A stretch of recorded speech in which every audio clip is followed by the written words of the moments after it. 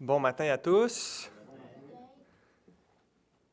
Comme disait mon frère, notre Seigneur est un Dieu de grâce. Il regarde au cœur, non pas à nos voix. Moi, je suis habitué à Saint-Jérôme avec un autre rythme un peu. Désolé, je vous aidais pas, là, je partais au mauvais moment. Puis tout. Fait que vous allez pouvoir sortir vos Bibles dans Acte 15. On va continuer l'étude de notre texte.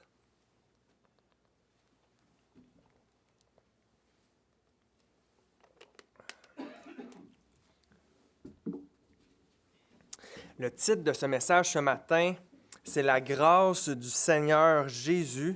Et donc, c'est la partie 10 du Concile de Jérusalem.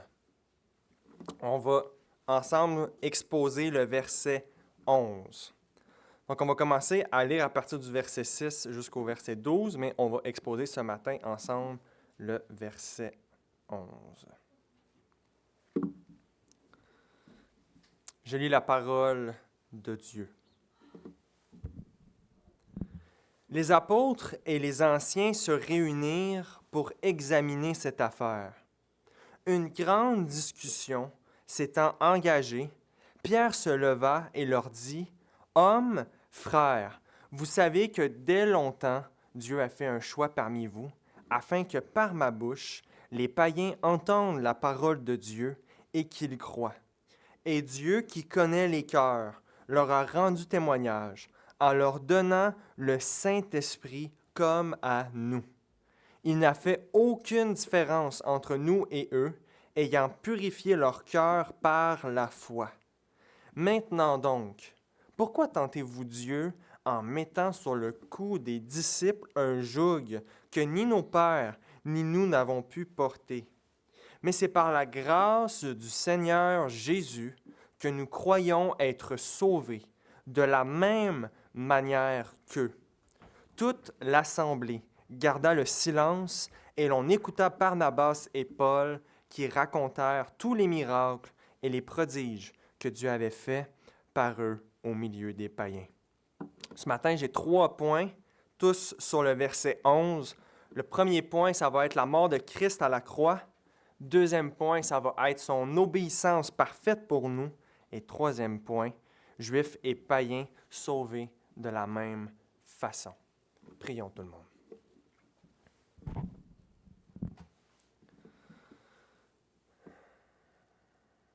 Seigneur mon Dieu, comme je ne suis pas digne, Seigneur, de prêcher ta parole, Seigneur, je suis autant, sinon plus, pécheur que mes frères et mes sœurs ici. Et Seigneur, j'ai besoin que, par ton Saint-Esprit, tu nous aides à ce moment-ci. Seigneur, par nous-mêmes, on ne peut absolument rien faire. Seigneur, viens ouvrir notre intelligence à ta parole. Viens ouvrir notre cœur pour qu'on puisse se saisir de Christ ce matin. Oui, Seigneur, montre-nous la beauté de ta parole et surtout la beauté de l'œuvre de ton Fils Jésus-Christ. Lui qui est le point de tout ce qu'on voit dans l'Ancien Testament. Lui qui est l'accomplissement de toutes choses, qui est le roi des rois, qui est de même nature divine que toi. Seigneur, qu'on puisse plus t'aimer et plus aimer ton Fils. Seigneur, je te prie pour tous mes frères et mes sœurs qui sont ici et qui sont dans des temps difficiles ou des temps d'abattement ou des temps de doute dans leur foi ou sur leur salut. Je te prie également, eux, de les bénir. Seigneur, que Christ puisse être au centre, que je puisse complètement disparaître, que lui puisse augmenter, que moi je puisse régresser. Seigneur, viens bénir cette prédication pour ta gloire. Viens nourrir tes brebis, nourrir ton peuple, Seigneur. On t'écoute. Parle-nous ce matin. Dans le nom de Jésus. Amen.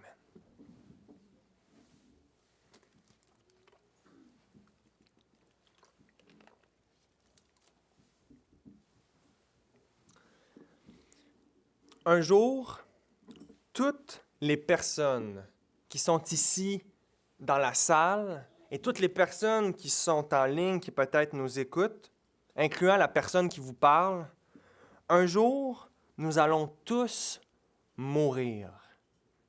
Notre existence ici sur Terre a un terminus.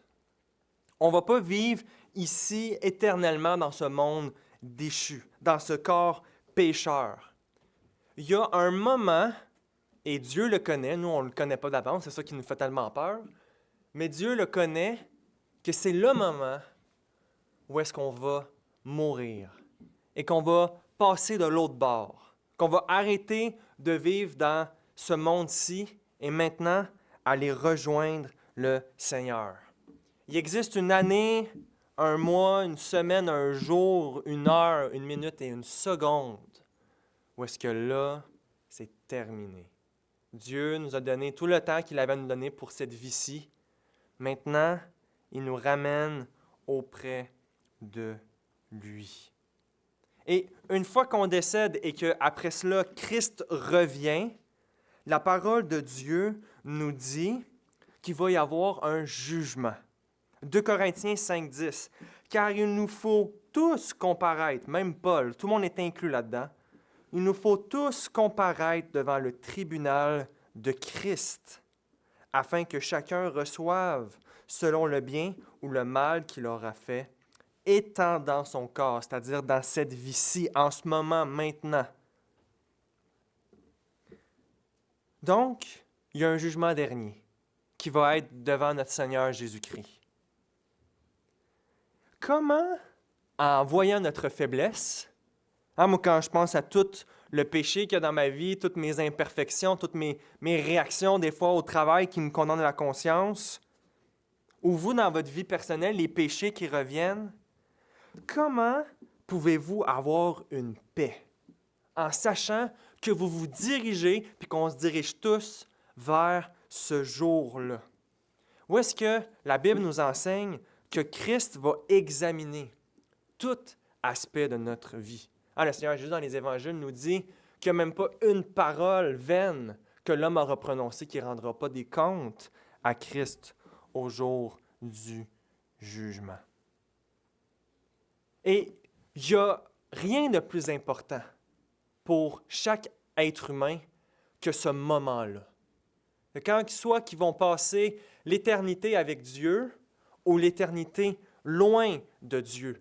Des fois, là, on peut se faire prendre dans le train-train quotidien de la vie. Là on a des projets, puis on les met en priorité sur le royaume des cieux, mais ça, c'est quand on se fait prendre dans des mauvaises choses, dans des mauvaises réflexions, quand on perd l'équilibre que la parole de Dieu nous demande d'avoir, de mettre le royaume de Dieu en premier. Mais à la fin de la journée, il n'y a rien de plus important que l'éternité qui s'en vient. Alors, comment vivre et mourir dans la paix de Dieu? Comment vivre et être bien préparé à rencontrer face à face notre Créateur? Vers qui se tourner alors qu'on va faire face à Christ? Eh bien, nous avons un seul espoir à ce jour fatidique-là. Et c'est ce que nous allons voir ce matin. C'est la grâce du Saint-Seigneur Jésus-Christ. Pierre rappelle la chose suivante aux pharisiens. On se rappelle du contexte parce il y a un débat à savoir, est-ce que les païens, pour devenir des croyants, doivent se faire circoncire? Est-ce qu'ils doivent obéir à la loi de Moïse pour être déclarés justes devant Dieu et avoir droit à la vie éternelle? Il leur dit, mais c'est par la grâce, au verset 11, mais c'est par la grâce du Seigneur Jésus que nous croyons être sauvés, de la même manière qu'eux. Ce qui tranche sur la vie de quelqu'un entre l'éternité avec Dieu et l'éternité sans Dieu, c'est la grâce du Seigneur Jésus. Puis là, ici, le mot « sauver », on a vu dans le contexte que ça fait référence vraiment à notre justification. Qu'est-ce qui nous donne le droit d'aller au ciel? Parce que la parole de Dieu utilise le mot « sauver » des fois pour parler de notre sanctification présente, la glorification à venir. Mais ici, on est dans « au jour du jugement, tu vas-tu rentrer ou tu ne vas pas rentrer? » Et ce matin, on va se poser les questions suivantes. C'est-à-dire, OK, on est sauvé par la grâce de Jésus, mais qu'est-ce que la grâce de Jésus? C'est quoi sa nature? Quand le Seigneur Jésus nous donne sa grâce, qu'est-ce qu'il nous donne au juste? C'est important, pour bien apprécier quelque chose, de premièrement bien le comprendre. Moi, ma femme, elle m'a montré un vidéo de sa famille. Sa famille, là, ils ont des occasions spéciales, puis là, ils filment ce qui se passe, puis il arrive vraiment des situations très drôles. Comme là, c'était la fête de son neveu, il n'y a pas longtemps, ça fait longtemps, ça fait une couple de mois de ça. Puis là, son neveu, il est rendu qu'il faut qu'il prend ses cadeaux, tu sais. Fait que là, il est là, dans la vidéo, puis il a un cadeau dans les mains. Puis là, sa mère, elle lui dit qu'il y a un autre cadeau, puis là, il est comme tout curieux de voir c'est quoi. Elle lui sort, puis il voit la boîte, mais il comprend pas tout de suite c'est quoi le cadeau. Tu sais, il a comme l'air content d'avoir un cadeau, mais il n'est pas sûr encore.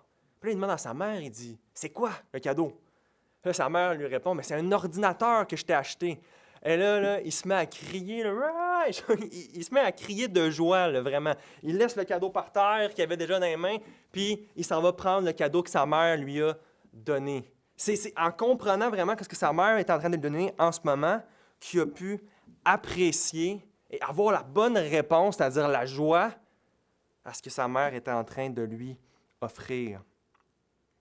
Donc, regardons ensemble ce qu'est la grâce du Seigneur Jésus-Christ pour la comprendre et se l'approprier par la foi et se reposer en son œuvre. Ce matin, je veux faire ce que Dieu commande dans Ésaïe 40, versets 1 à 2. « Consolez, consolez mon peuple, dit votre Dieu. Parlez au cœur de Jérusalem et criez-lui que sa servitude est finie, que son iniquité est expiée, qu'elle a reçu de la main de l'Éternel au double de tous ses péchés. » J'ai la bouche sèche ces temps-ci, je ne sais pas. Je n'ai pas la bouche sèche comme ça, désolé. Donc, notre premier point ce matin qu'on va regarder, la mort de Christ à la croix. Donc, toutes les dénominations chrétiennes, et même les sectes chrétiennes, comme par exemple les témoins de Jéhovah, les Mormons, etc., vont parler de la grâce du Seigneur Jésus, qu'on est sauvé par grâce. C'est écrit dans la Bible, fait qu'ils n'ont pas le choix de le dire. Mais il y a des conceptions très différentes et très erronées de c'est quoi la grâce du Seigneur Jésus. Ce matin, je vais vous proposer que l'Écriture, au niveau de l'œuvre de Christ pour nous sauver, a deux aspects principaux majeurs. Premièrement, qu'il a payé le prix qu'on méritait pour nos fautes. Ça, c'est le premier élément qu'on va voir. Et deuxièmement, qu'il a vécu une vie parfaite à notre place. Ça, c'est important que c'est pas juste quelque chose qu'il faut qu'on croie parce qu'on se le redit, puis ci, puis ça, puis parce que c'est ça qu'on a vu dans nos livres de théologie. Il faut qu'on croie ça parce que c'est ça que les Écritures enseignent. Il faut que notre conscience soit captive par la parole de Dieu. C'est donc pas juste le fait que Dieu nous transforme ou le fait que Dieu est gentil de façon générale avec nous dans notre vie. C'est ça la grâce de Dieu. Non, la grâce de Dieu, spécifiquement la grâce du Seigneur Jésus qui est question ici, c'est son œuvre à lui qu'il a accomplie pour racheter ton âme. Donc commençons par ses souffrances à la croix. Ésaïe 53, à partir du verset 4. Cependant, ce sont nos souffrances qu'il a portées. C'est de nos douleurs qu'il s'est chargé. Et nous l'avons considéré comme puni, frappé de Dieu et humilié. Mais il était blessé pour nos péchés, brisé pour nos iniquités. Le châtiment qui nous donne la paix est tombé sur lui. Et c'est par ses meurtrissures que nous sommes guéris. Nous étions tous errants comme des brebis. Chacun suivait sa propre voie. Et l'Éternel a fait retomber sur lui l'iniquité de nous tous. Il a été maltraité et opprimé, Il n'a point ouvert la bouche, semblable à un agneau qu'on amène à la boucherie, à une brebis muette devant ceux qui l'attendent. Il n'y a point ouvert la bouche. Il a été enlevé par l'angoisse et le châtiment, et parmi ceux de sa génération, qui a cru qu'il était retranché de la terre des vivants et frappé pour les péchés de mon peuple, c'est-à-dire le peuple juif. Les Juifs, de façon générale, ils vont prendre ce texte-là, puis ils vont dire qu'on interprète ça mal. Ils vont dire que le Messie qui souffre ici, c'est Israël. Fait que là, c'est Israël qui meurt pour Israël à la place d'Israël. Ça ne fait pas trop de sens, là, mettons. Là. On parle du Messie ici qui va mourir pour les péchés du peuple. Et on le voit clairement enseigné dans le Nouveau Testament aussi également.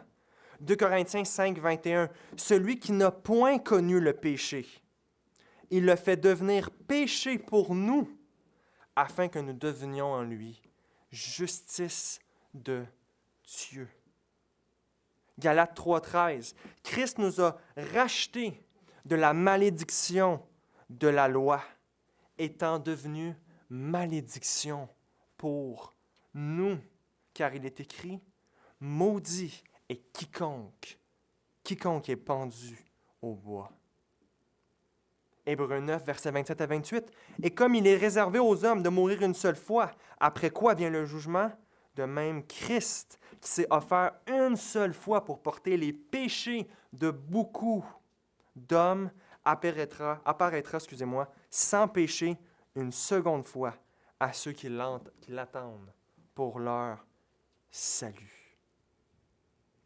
Pierre, lui aussi, nous dit, en 1 Pierre 2, 24, « Lui qui a porté lui-même nos péchés en son corps, sur le bois, afin que, morts au péché, nous vivions pour la justice, lui par les meurtrissures duquel vous avez été guéris. »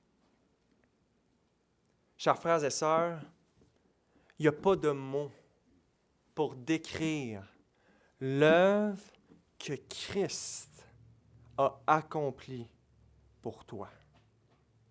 Il n'y a aucun prédicateur, aucun auteur, aucun penseur qui peut rendre justice complète à l'œuvre de Christ pour toi. Tu ne peux même pas le comprendre totalement dans cette vie-ci, à quel point le Seigneur Jésus t'aime et s'est donné pour toi. J'ai pas de mots pour te décrire son amour envers les pécheurs repentants, ceux qui réalisent leurs fautes et leurs iniquités et viennent, pauvres en esprit, devant lui. Et la preuve irréfutable, absolue, indiscutable de son amour pour nous, c'est la croix. Ce que les Écritures nous montrent, et ce que les textes qu'on a lus nous montrent, c'est que tout ce que toi, ce que j'ai fait, lui a été donné. Toutes nos convoitises, tous nos mensonges, tous nos excès de table, tous nos péchés sexuels, toute crainte des hommes, toute colère injuste et centrée sur nous, ont été déversés sur celui qui est vraiment homme et vraiment Dieu. Ton propre Dieu, ton doux Jésus, a pris tes fautes à toi. Il n'était pas à lui. Il n'était pas propriétaire de ces iniquités-là. C'est les tiennes qui l'ont pris. Toute ta vie de péché a été mise sur Christ pour qu'il puisse complètement te laver, te purifier. Ce qu'on est en train de parler, ce n'est pas un concept théologique là, d'un nuage là, ou caché dans une tour d'ivoire. Là. C'est quelque chose qui est arrivé pour vrai. Il y a 2000 ans, sur le mont du Golgotha, Christ était vraiment là. Et il t'avait vraiment en tête à ce moment-là. Il était complètement conscient de tout ce que le Père lui avait donné pour nous sauver. Et Christ t'a pas demandé la permission pour faire ça. Là. Toi, tu es né ici ou tu as immigré ici et tu as appris que Christ avait fait ça pour toi. Et quand on t'a annoncé cette bonne nouvelle-là, vu que tu es une brebis de Christ, tu as cru. Parce que si Christ t'aurait demandé ton avis de le faire avant que tu sois converti, tu lui aurais dit non, tu l'aurais rejeté comme tous les autres. Mais c'est lui qui nous a aimés le premier. C'est Dieu qui a décidé de te sauver, de prendre tes péchés et les donner à Christ. C'est donc bien important que c'est ça qui s'est passé à la croix. Tout péché qu'un chrétien commet, peu importe c'est lequel, il y a toujours quelqu'un qui finit par le payer. Et cette personne-là, c'est le Seigneur Jésus. C'est lui qui est cloué sur cette croix-là et qui porte le poids de nos fautes. Il y a un chant en anglais qui dit, je vais le traduire en français après, « Who you think of sin lightly, now you see his nature rightly. » Toi qui penses que le péché est quelque chose de frivole ou de léger, en regardant la croix, là, tu vois sa vraie nature. Il ne faut pas se fier à notre propre entendement, puis des fois notre propre conscience qui est endurcie par le péché en disant « Ah, c'est pas grave ». Il faut regarder qu'est-ce que Dieu lui dit sur ça. Puis ce qu'il dit, c'est que c'est tellement quelque chose de grave, je suis tellement glorieux, je suis tellement plus grand que tout ce que tu peux imaginer, qu'un péché contre moi, c'était soit que tu allais en enfer. Et la seule solution, c'est que mon Fils, qui est lui-même le vrai Dieu, s'incarne et va mourir à la croix pour toi. Dans le catéchisme d'Heidelberg, montre que ce n'était pas un simple homme qui pouvait nous sauver. Un être humain en enfer, il va payer pour l'éternité pour ses propres péchés. Et là, comment ça se fait qu'un homme, en 3 heures sur une croix, paye le péché pour des millions de chrétiens? Parce que cet homme, ce n'est pas juste un simple homme. Il y a la divinité en lui. Et donc, quand on devient endurci dans des péchés ou habitué d'avoir des iniquités qui reviennent, on oublie cette réalité-là.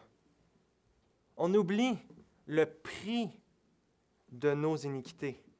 1 Pierre 1, 17 à 19. « Et si vous invoquez comme Père celui qui juge selon les œuvres, selon l'œuvre de chacun, sans exception de personne, conduisez-vous avec crainte pendant le temps de votre pèlerinage, sachant, donc qu'est-ce qui doit nous mettre de la crainte? Sachant que ce n'est pas par des choses périssables, par de l'argent ou de l'or, que vous avez été rachetés de la vaine manière de vivre que vous avez hérité de vos pères, mais par le sang précieux de Christ, comme un agneau sans défaut et sans tache. » C'est ça l'enjeu ici. Donc, mon frère, ma sœur, examine ta conscience en ce moment. Alors que la parole de Dieu est présente, elle qui est vivante, qui révèle les intentions du cœur, qu'est-ce qu'il y a dans ta vie en ce moment que tu sais que Christ paye, que tu sais que Christ est mort pour ça, puis que tu es conscient, mais que tu tolères, que tu laisses aller, que tu t'es comme habitué.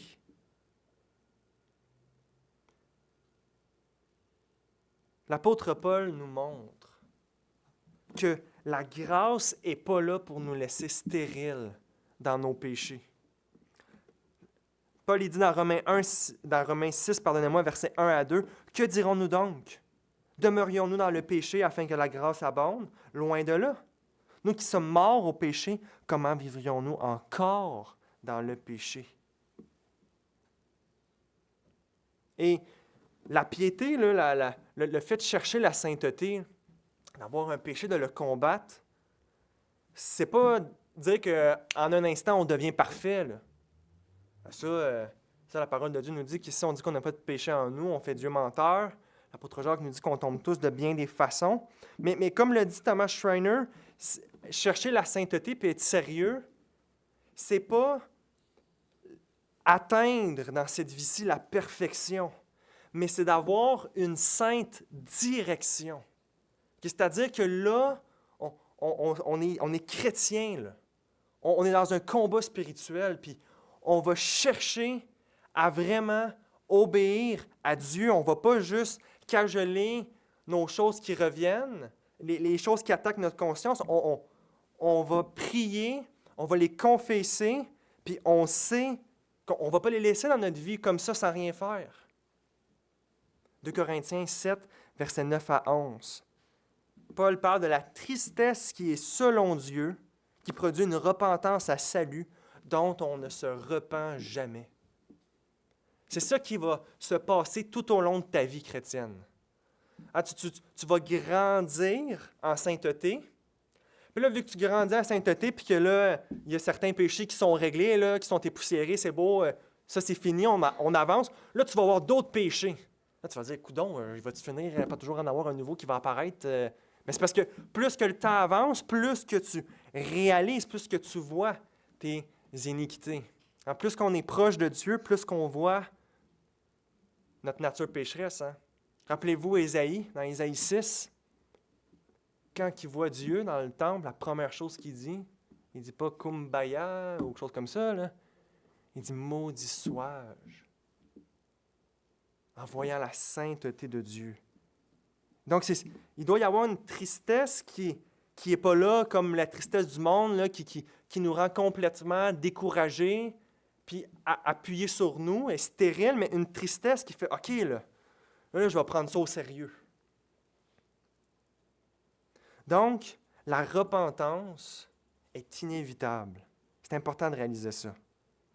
Des fois, dans notre vie, il va y avoir des repentances très rapides. On a fait quelque chose, on sait automatiquement c'est mal, qu'est-ce qu'on a fait.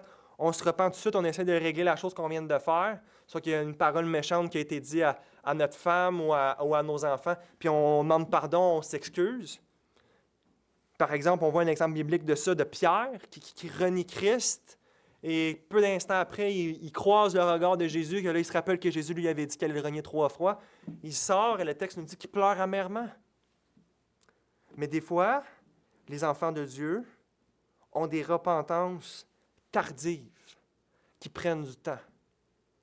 Le meilleur exemple que je peux penser pour ça, c'est David, avec son péché avec Bathsheba.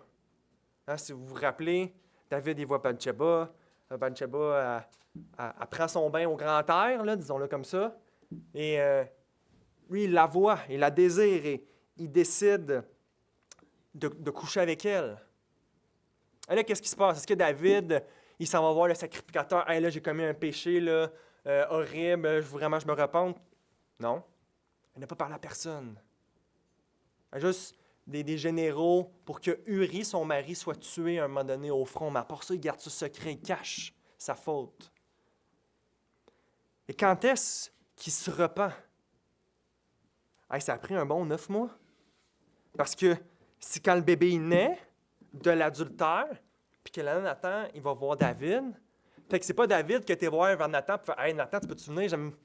J'ai besoin d'avoir un temps fraternel là, pour me confesser. » C'est Nathan qui a dit « Hey, je vais te conter une histoire, David. » C'est son histoire avec les brebis. Puis David, il se rend compte que c'est lui qui est fautif. Et c'est là qu'il se repent. Mais il a fini par se repentir. Il a fini par prendre ça au sérieux, à confesser sa faute à Dieu, puis à écrire un des psaumes tellement magnifique, le psaume 51, pour justement la repentance. Mais c'est important de réaliser que quand on est dans cet état-là, moi, en préparant ce message-là, je pensais à ma propre vie et je le vois dans plein de détails, comment est-ce que je me suis habitué à certains péchés. Comme moi, un péché que j'ai, c'est que je passe trop de temps sur mon téléphone. Je procrastine là-dessus. Là. Je peux passer du temps le soir parce que là, je suis fatigué, j'ai eu une grosse journée. Puis ça me travaille la conscience. Je ne passe pas du temps avec ma femme. Je ne fais pas des choses utiles. Je ne fais pas des choses qui nourrissent ma foi. Je suis juste là, comme un légume, là, parce que je suis fatigué. Mais je le sais, encore et encore que ça travaille ma conscience, mais je le vois que je ne le prends pas au sérieux. On a tous ces zones-là qu'il faut qu'on fasse. Non, on va faire confiance à Dieu. On va se détourner de ça. Et c'est quand on oublie ce que Christ a fait, qu'il a pris nos péchés à la croix, qu'on s'endurcit de plus en plus, le prix de ça. Là, c'est important. Personne a souffert autant dans ce monde que Christ dans ces 3 heures-là à la croix.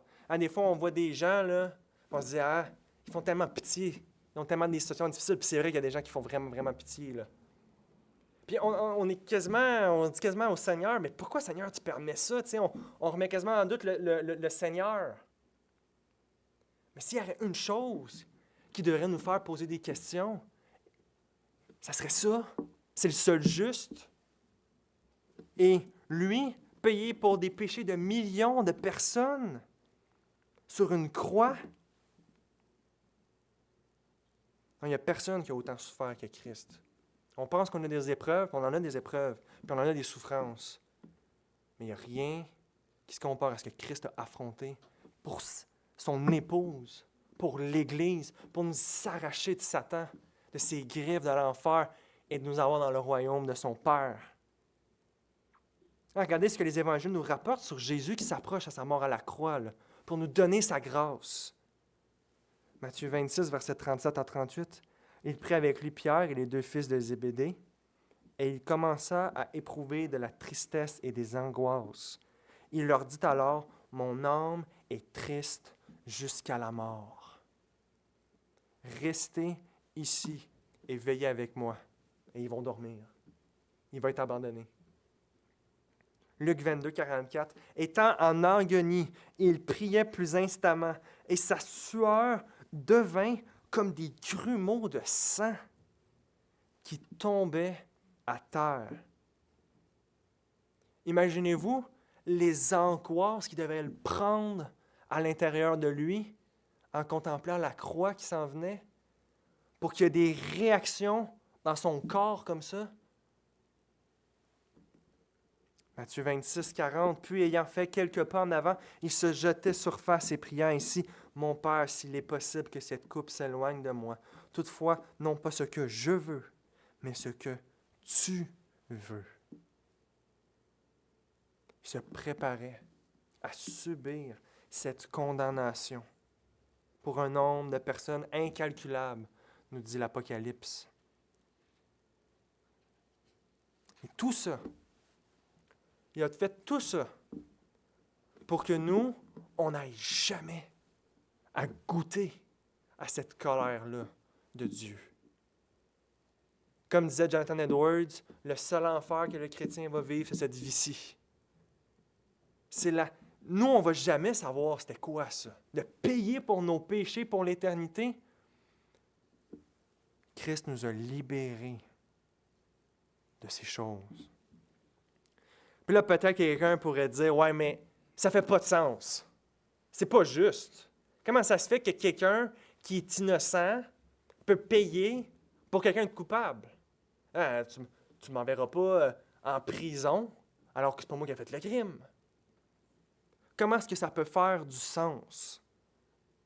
Eh bien, il y a plein d'exemples qu'on voit dans la vie quotidienne où est-ce qu'il y a quelqu'un qui est innocent et qui décide de subir les conséquences de la personne qui est coupable. Par exemple, moi, à la banque, un des dossiers que je fais régulièrement, c'est ce qu'on appelle un dossier de succession. Je disais qu'un jour, vous allez mourir, là, puis le gouvernement, il nous aime tellement qu'il veut encore qu'on lui paye de l'impôt quand on meurt. Même si on n'est plus là, il y a encore des affaires à régler, là, tu sais. Puis, si, admettons, vous décédez, puis que vous avez des cartes de crédit, des marges de crédit, plein de dettes, eh bien, la banque, elle ne fait pas « Ah, ben tu sais, il est décédé, c'est pas grave, on oublie la dette, hein? » Non. Les héritiers doivent continuer à payer les dettes de la banque. Ce n'est pas eux qui ont fait cela. mais parce qu'ils sont unis à la personne, soit parce que c'est ses parents ou parce que c'est son conjoint, qu'il y a une union, bien, ils doivent payer ça. Et des fois, il y en a qui viennent dans mon bureau, puis là, ils montrent le testament, que c'est la personne, c'est elle qui a les droits de voir les avoirs, et ils ont des méchantes surprises. Ah ouais, cette personne-là, elle avait tant de dettes, puis ci, puis ça, puis il restait juste ça dans son compte, alors qu'on pensait qu'il restait tel montant. C'est des situations pas très agréables à vivre, ça, je peux vous le confirmer. Ou encore, un autre exemple de ça, c'est William Lancre qui donne ça à un défenseur de la foi chrétienne. Il va dire, s'il y a un employé qui fait une erreur, puis que, je ne sais pas moi, il a fait une erreur pour un client, c'est l'entreprise qui va rembourser le client. Hein, si tu fais une erreur en tant qu'employé, puis ça a coûté des frais au client, à moins que tu aies un boss un peu spécial, il ne va pas couper sur ta paye, là. Il va dire, la prochaine fois, ne recommence pas parce que ça a coûté tant d'argent à la compagnie. Bien, il y a plein d'exemples comme ça, qu'on voit que si quelqu'un est volontaire de faire quelque chose pour nous, hein, si quelqu'un veut payer vos dettes avec l'argent qu'il a gagné, si c'est sa volonté qui est consentant là-dessus, la banque va accepter. Christ était volontaire. Je me rappelle plus qui disait ça. Il y avait un pasteur qui disait « Christ était plus volontaire à aller à la croix pour nous que des fois, nous, on y est à y aller à lui. Hein? » Juste en allant le matin pour commencer à prier, là, tu sais. Donc, il n'y a pas de contradiction, il n'y a pas de problème éthique à ce que Christ est mort à la croix pour nos péchés. Il voulait le faire, il l'a fait par amour pour nous, et c'était la seule chose qui peut nous sauver. Alors, ce qui ne mérite pas tout, vu qu'il a tout donné pour nous, il faut penser à ça, là, quand on pense à un péché qu'on veut garder ou quelque chose qu'on a peur de faire, comme que l'apôtre Paul il dit, là, soyez des hommes. Là. Regardons à ce que Christ a fait pour nous. Puis demandons-lui qu'en ça, en pensant à sa mort à la croix, on aille sa grâce pour dire, Seigneur Jésus, prends tout ce que tu veux. Puis si c'est ça que tu veux que je fasse, je vais le faire. Que Dieu nous donne cette grâce-là. Deuxième point, son obéissance parfaite pour nous.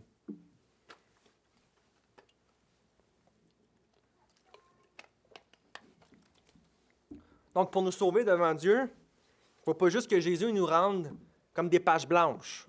Il ne faut pas juste qu'on soit neutre. Il ne faut pas juste qu'on redevienne comme Adam et Ève au tout début de l'humanité, où est-ce qu'ils n'avaient pas encore péché, mais ils n'étaient pas encore justes. Un juste, c'est quelqu'un qui a aussi une justice.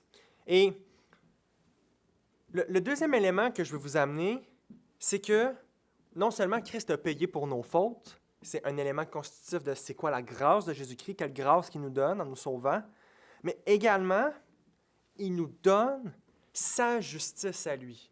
C'est-à-dire que son obéissance parfaite à la loi de Dieu, il nous le donne. Et devant Dieu, c'est comme ça qu'on est acceptable. On est pardonné, puis en même temps, on est déclaré juste.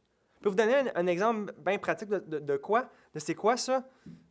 La parole de Dieu va dire que Dieu nous a imputé sa justice, nous a crédité sa justice. C'est quoi ce mot-là, imputé, crédité?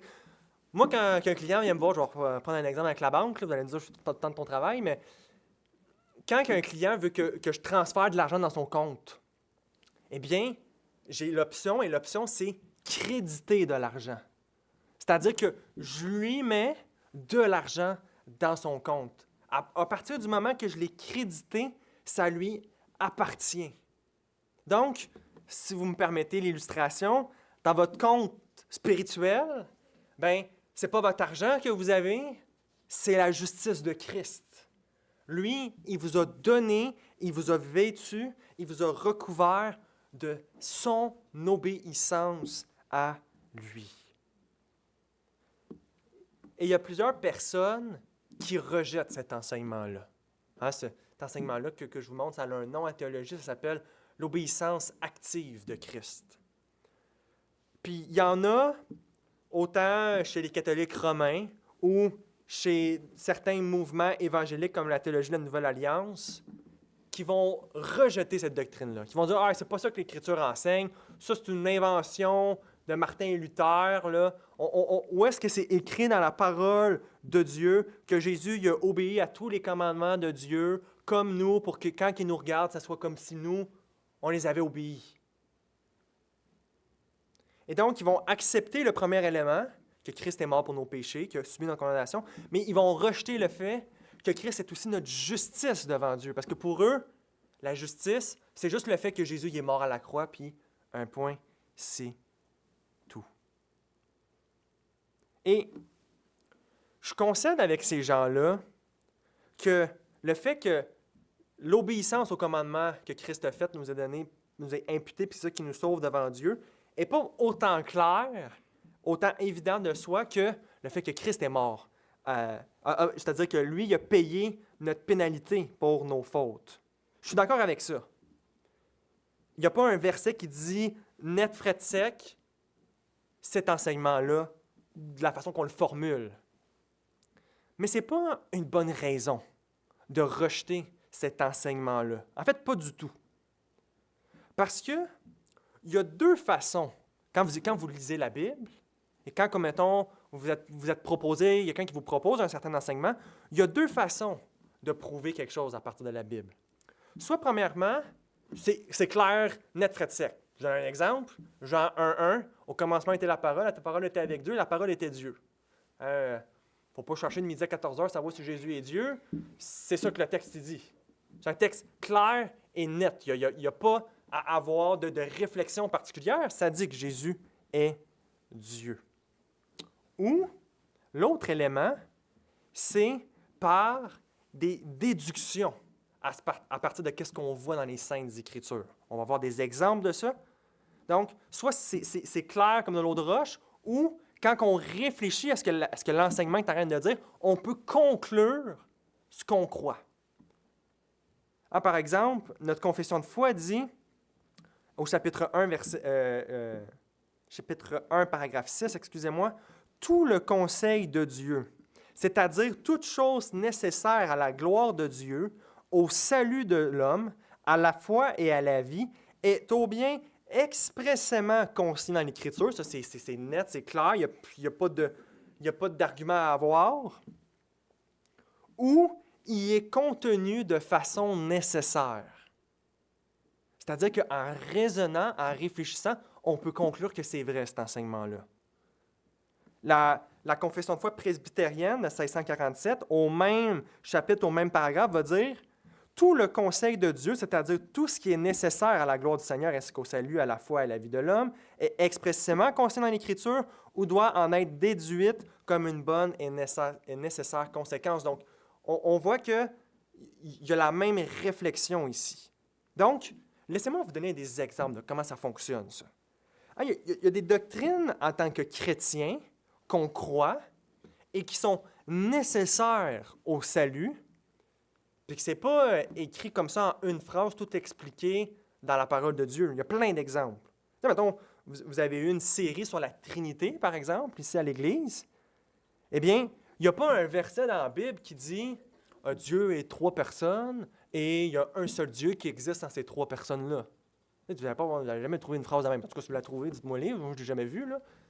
Mais cependant, la Bible enseigne clairement ça.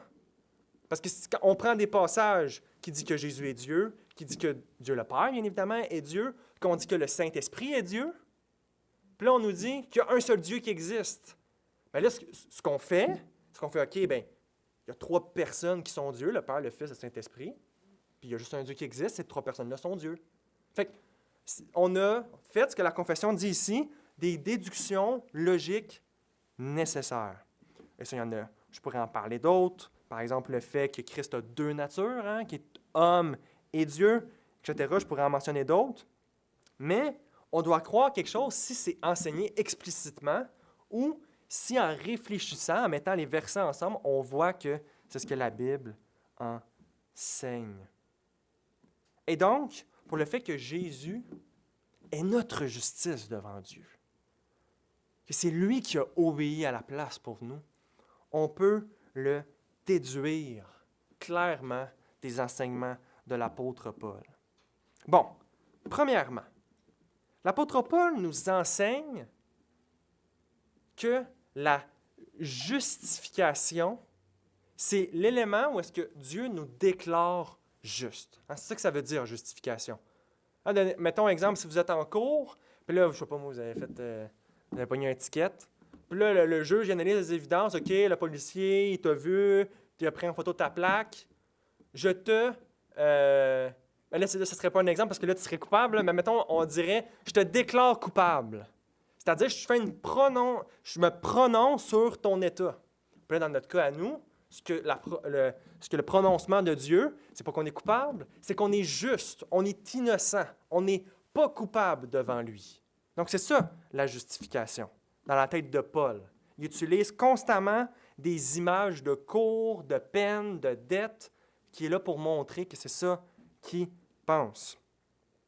Hein? Puis, Paul, il parle d'un juste dans l'Épître aux Romains. Hein, par exemple, il va mentionner dans Romains 5:7, « À peine mourrait-on pour un juste.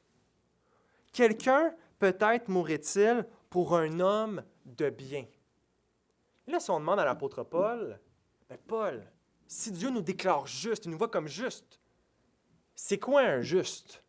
C'est-tu juste quelqu'un qui est une page blanche? Quelqu'un qui est neutre face à Dieu, c'est-à-dire qu'il n'a pas commis de péché, c'est comme ça qu'il est juste? »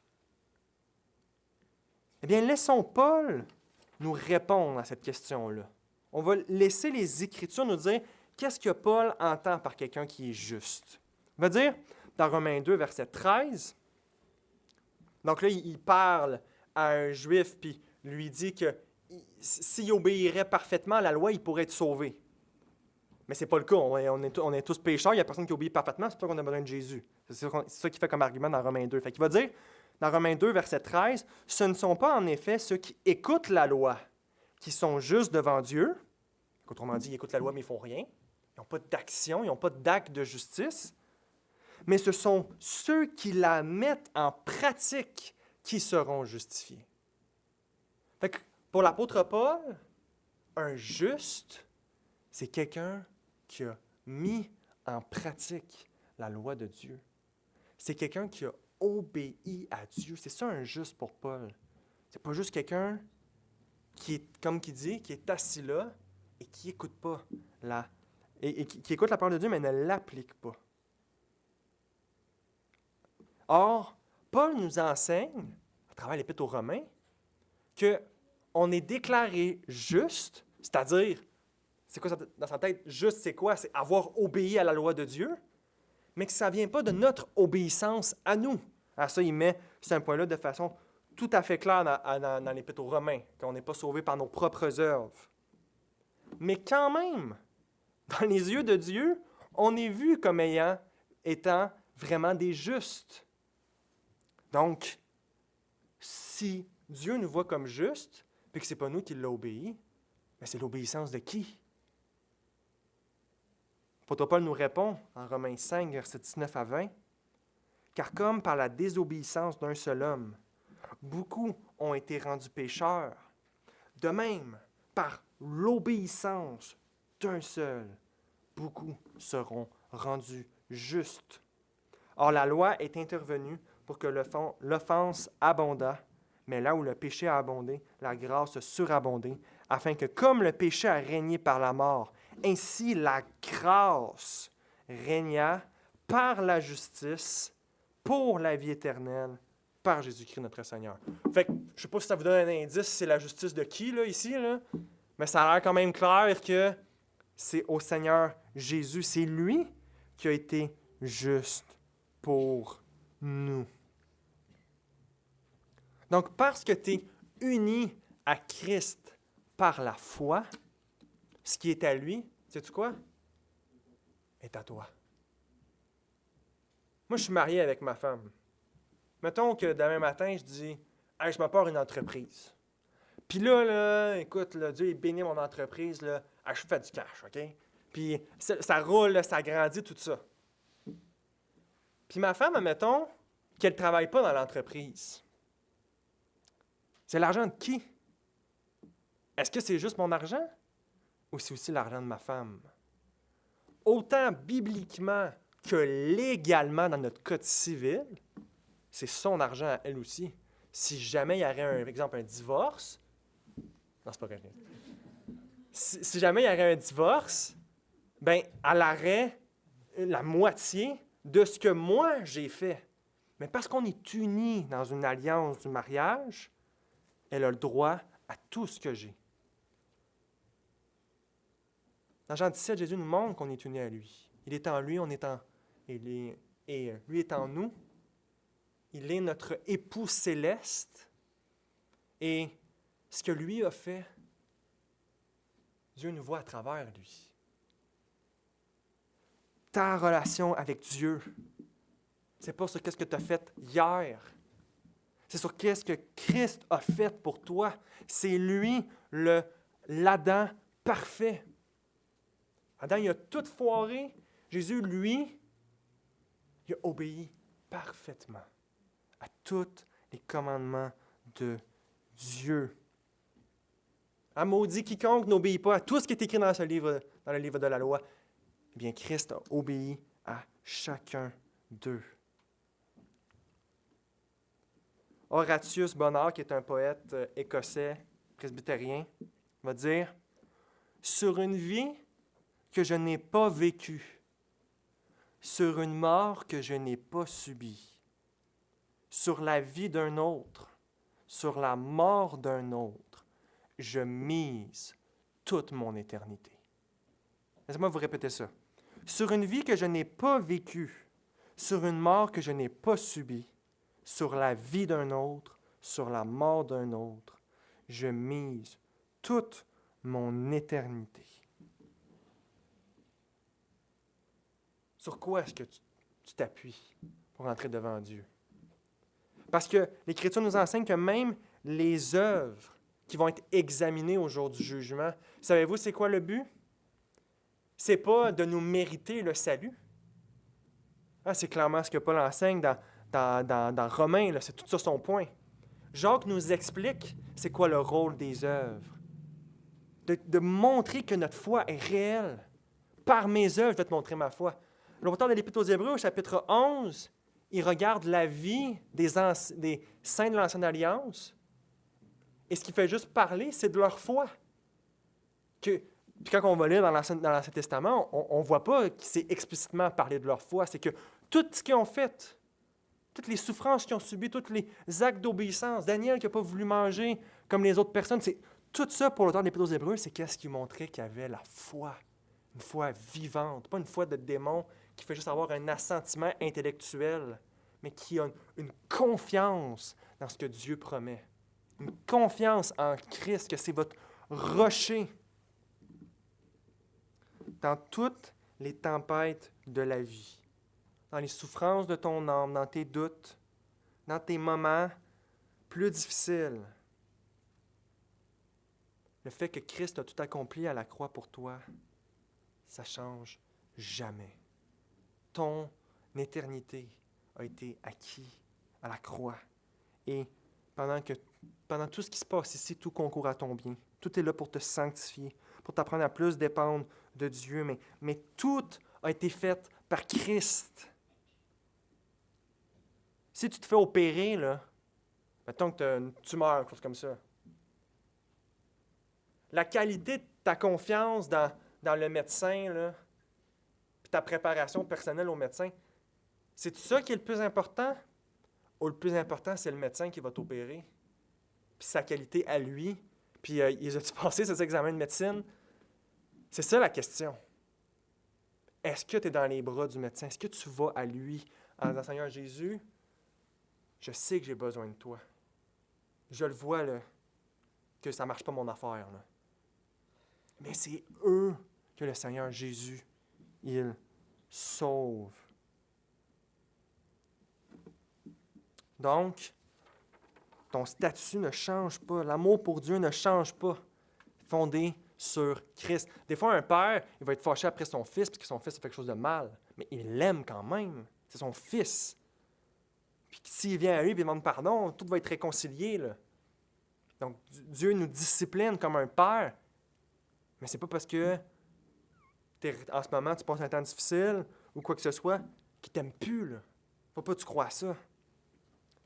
Reviens. Repens-toi de ce qu'il y a de pas correct.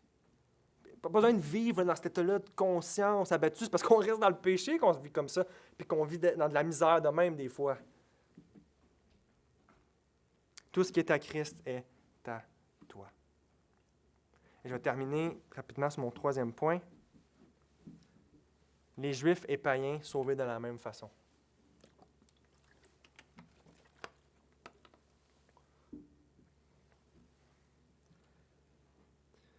Pierre a dit, nous sommes sauvés de la même manière qu'eux. C'est quelque chose qui revient régulièrement pour Pierre dans Acte 15, qui veut montrer que le plan de Dieu est uni.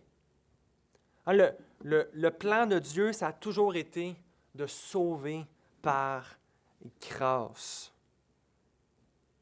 Que ce soit au début avec Adam et Ève, dans Genèse 3,15, où est-ce qu'il promet à Ève une postérité qui va écraser la tête du serpent, que ce soit dans Genèse 3,21, où est-ce il met la peau des animaux autour d'eux, et les habille, la grâce de Dieu a toujours été la même. Romains 4, verset 1, « Que dirons-nous donc? Abraham, notre père selon la chair, que dirons-nous donc qu'Abraham, notre père selon la chair, a obtenu?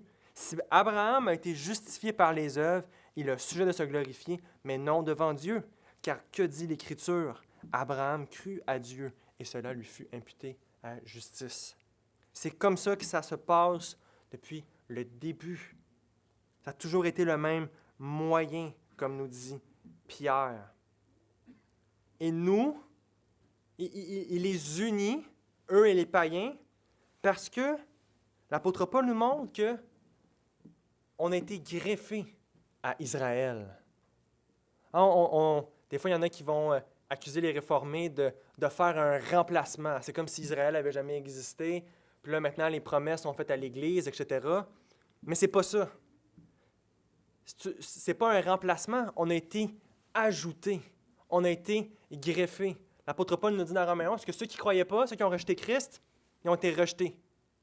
Mais ceux qui croyaient, ils ont resté sur l'olivier franc qu'il utilise comme exemple. Et nous, on a été greffés par la foi. C'est donc comme ça que notre Père est Abraham et qu'il y a cette unité-là entre ceux qui étaient dans l'ancienne alliance et ceux maintenant qui sont dans la nouvelle alliance. Dieu a promis à Abraham de bénir toutes les nations à travers lui dès le début. Genèse 22, verset 18, « Toutes les nations de la terre seront bénies en ta postérité parce que tu as obéi à ma voix. » Ce n'est pas un plan B, là, que nous autres, des Québécois ici, on soit dans le peuple de Dieu. Dieu avait toujours comme but d'inclure tout le monde et d'un jour d'amener à ce que toutes les nations viennent à lui. Et Jésus demande à ses disciples de continuer cette bénédiction-là d'Abraham. Dans le grand mandat, Matthieu 28, 18 à 19, Jésus s'est approché leur parlant ainsi, « Tout pouvoir m'a été donné dans le ciel et sur la terre. Allez, faites de toutes les nations des disciples, les baptisant au nom du Père, du Fils et du Saint-Esprit. » Et donc, cette unité-là qui est avec nous et eux. Et laissez-moi vous terminer cette prédication sur une citation d'Augustin à ce sujet. Voici ce qu'il dit en commentant sur ce passage. « Pourquoi a-t-il dit cela s'ils n'ont pas été sauvés par la grâce de notre Seigneur Jésus-Christ et non par la loi de Moïse? Ce n'est pas par la loi qu'est venue la guérison, mais la connaissance du péché, comme l'enseigne l'apôtre lorsqu'il dit, car c'est par la loi qu'est venue la connaissance du péché, mais maintenant la justice de Dieu a été révélée en dehors de la loi, bien que la loi et les prophètes en aient rendu témoignage. Par conséquent, si elle a été révélée, en parlant de la grâce du Seigneur Jésus, c'est qu'elle existait déjà à l'époque, mais qu'elle était cachée. Le voile du temple signifiait qu'elle était cachée et ce voile s'est déchiré à la mort du Christ pour signifier la révélation. À cette époque, la grâce de l'unique médiateur entre Dieu et les hommes, le Christ Jésus, existait dans le peuple de Dieu, mais elle était cachée, comme la pluie sur la toison. Une pluie que Dieu accorde à son héritage, non comme un dû, mais comme une gratuité. Prions.